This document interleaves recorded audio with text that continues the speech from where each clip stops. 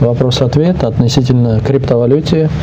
То есть мнение шейха говорится о том, что криптовалюта харам. И он ссылается на то, что, во-первых, криптовалюта, то есть использует ее как деньги. Что касается денег, то есть деньги – это материальные вещи, и в исламе деньги – это золото и серебро.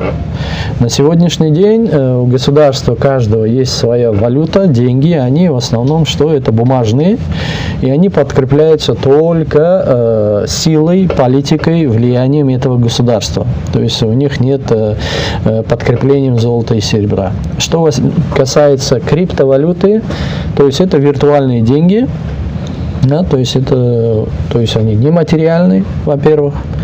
Во-вторых, то есть у нее нету того, который представляет эту валюту.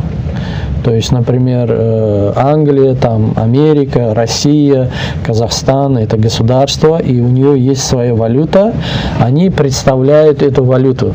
То есть есть реально тот, который за ней стоит. И когда мы говорим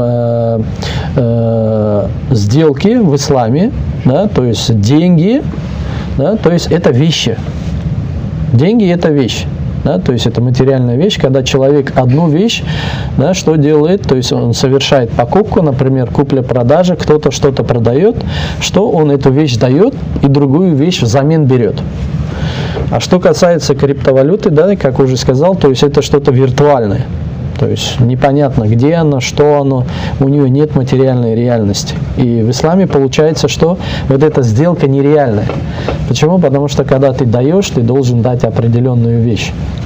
То есть это коротко. То есть мнение шейха, криптовалюта